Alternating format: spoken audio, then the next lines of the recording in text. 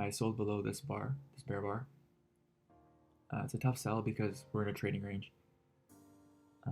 But I was seeing it as a failed breakout above yesterday's high, and the first decent stop entry sell as a low one sell near the top of the range. So I thought it was okay for a swing that we could get 40 or 50 cents out of it, and my stop is just above the signal bar. So we'll see how the next couple bars act, but I thought it was reasonable because it's a second entry sell.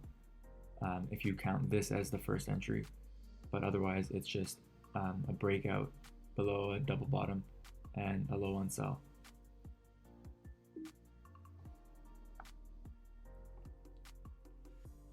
Just got stopped out. So I lost, I think, $2, 187. Traded small, wasn't extremely confident about it, but I thought it was worth it because it was the first good sell. But now we have a second entry sell and a failed second entry sell, and if we accelerate up here, get a breakout and follow through. I think that'd be a buy, but again, now I'm high in the trading range, so I'm not sure. But if it looks good, if we get a breakout and follow through, I think I'll probably take it. I did end up buying there after the breakout and follow through. We got a bull body. I was feeling reluctant. I was actually looking, the bar was down here as a bear bar, so I was looking at it as a potential sell, and I thought that made more sense based on the location. So when the bar was here, I was thinking now it's a second entry sell, double top, so that seemed more reasonable. But then we reversed up and got the bull follow through and the bull body. So that's typically what I want to see. If we get a small double bottom here and then we end up getting a higher low and a breakout and follow through, that's usually by the close. But the context and location makes this one a little bit difficult. So we'll see what happens. I have an order at 339.35 to sell out half my shares if we get there. It's a measured move up from the low to the open of the day up here, and it's also a measured move from the low to this failed double top lower high. So I think it's a reasonable measured move target to take profits, to sell out of half, and then I think I'll take the other half at 40 cents if we get there. Considering taking off half at 10 cents now, because we didn't get a good close on that bar.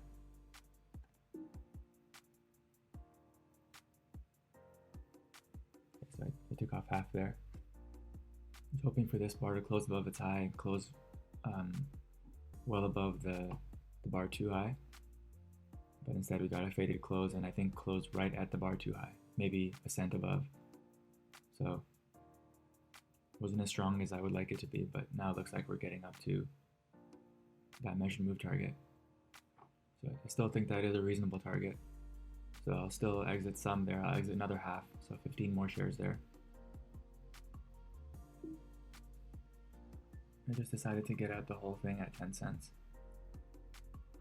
After this bear bar, I put my stop below it, so I was going to exit below it, and decided that it's not looking good enough for me to stay in, so I just exited everything at 10 cents.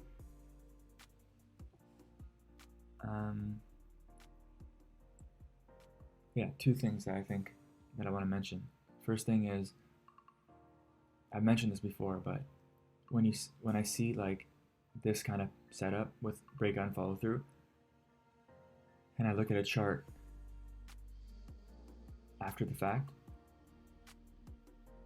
I don't scrutinize these details, like a small bear body or this bar, the follow through bar or entry bar didn't close above bar 2.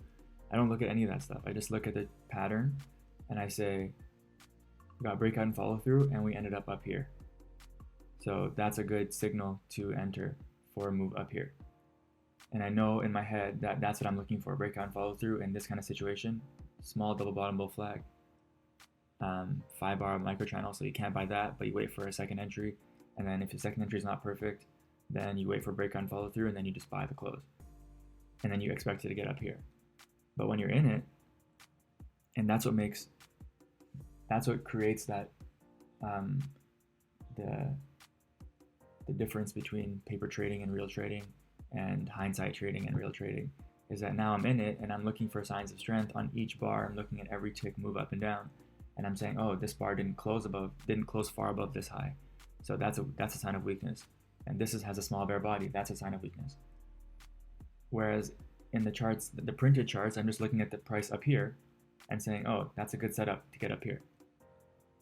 So it's important to trade these in real time and see how it feels and then write it down and say, I thought that I took profits because this bar did not close above bar 2 high. And that made me feel that it was weaker. And so I exited. But if it does end up at my targets, then say, but it still ended up at my targets.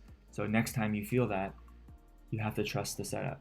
Or wait for one of these to fail. Like, for example, if today it fails and doesn't get up to my targets, I can say that in the examples I had, we always closed above significant levels. But today we didn't close well above them. And so that's a sign of weakness and it warrants getting out. Instead of me just winging it during the trade and saying, oh, it didn't close above, let me exit half.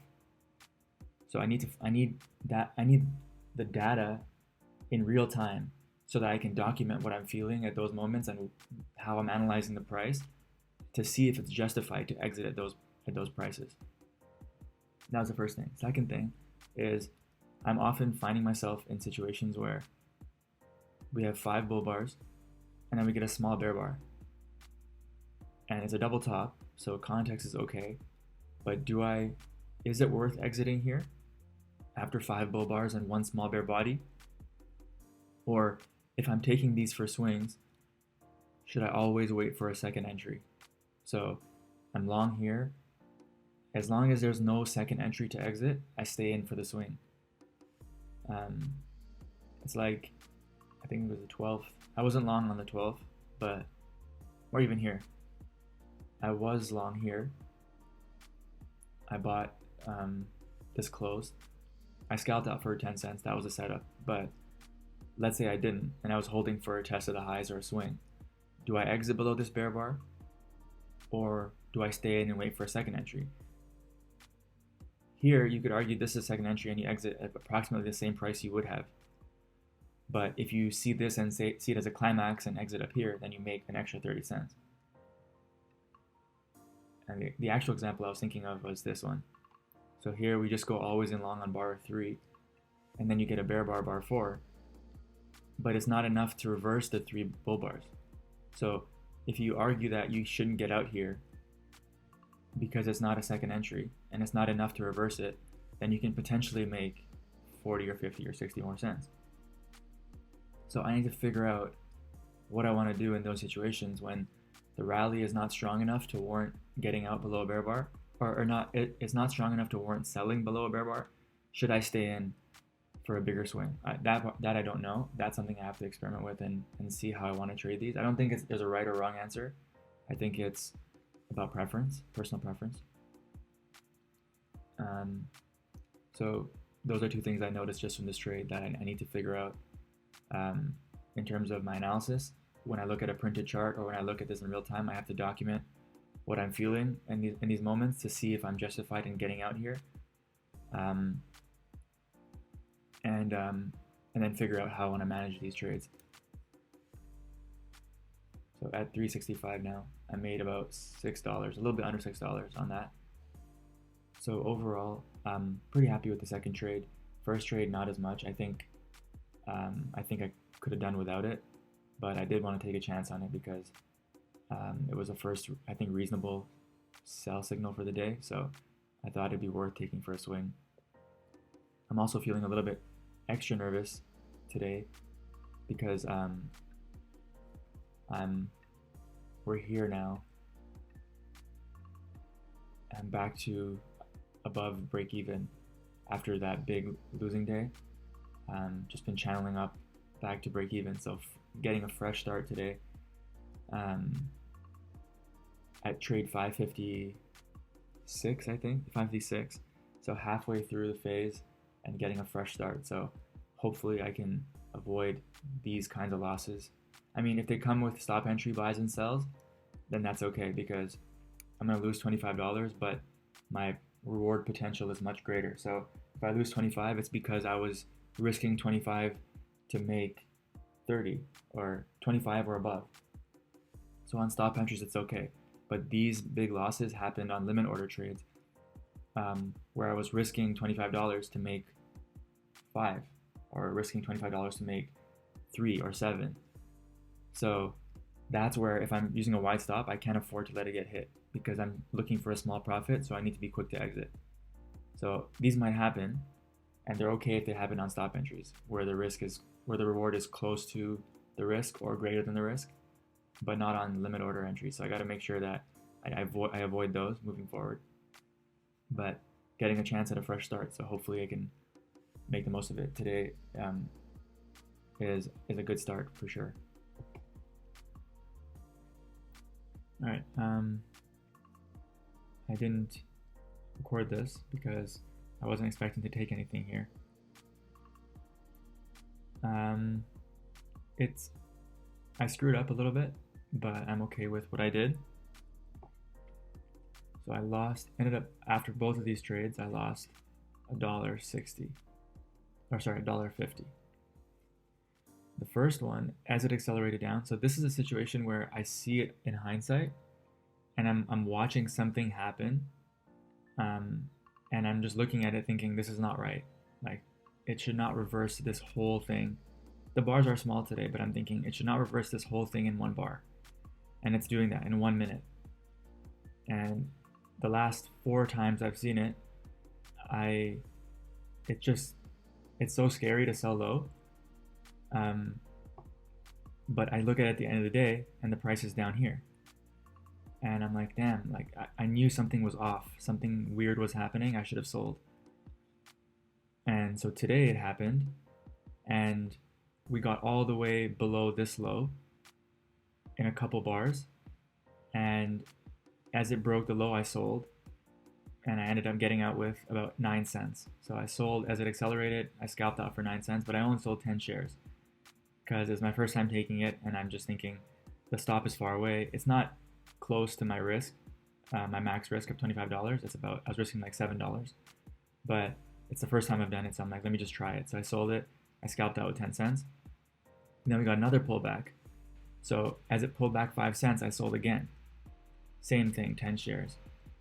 Thinking this might be the dominant feature for the day and we're going to continue lower.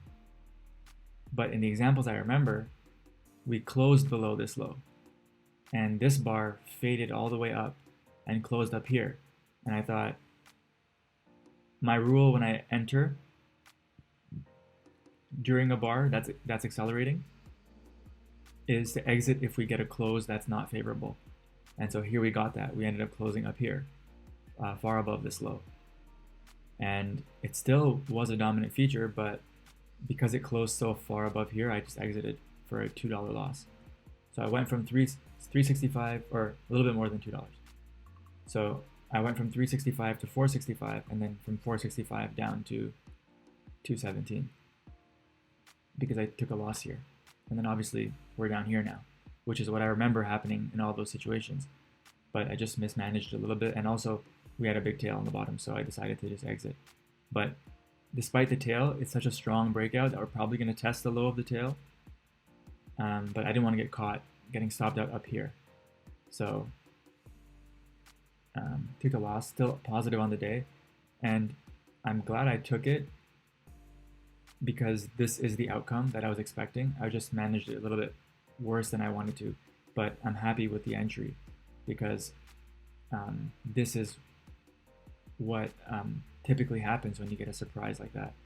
So I just knew that something happened in here that was going to last for the next few bars, and I'm glad I acted on it. Just didn't get the outcome I wanted. A situation similar to what I was looking for today was on April 23rd of this year.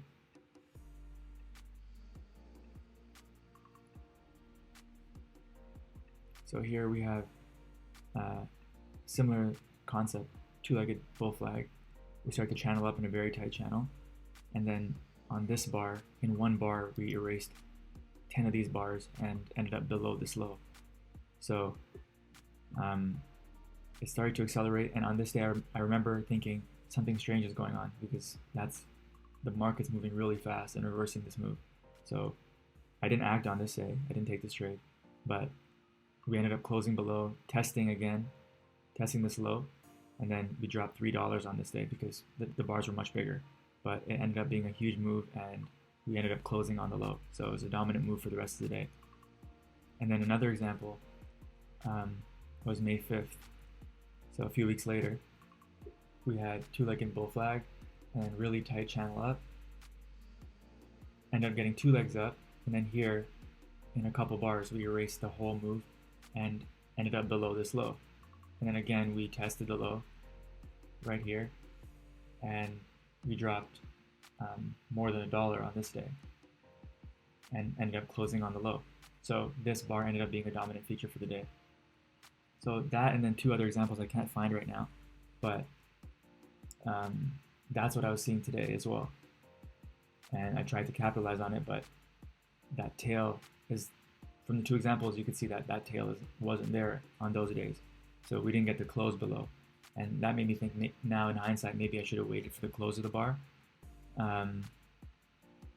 But clearly very similar.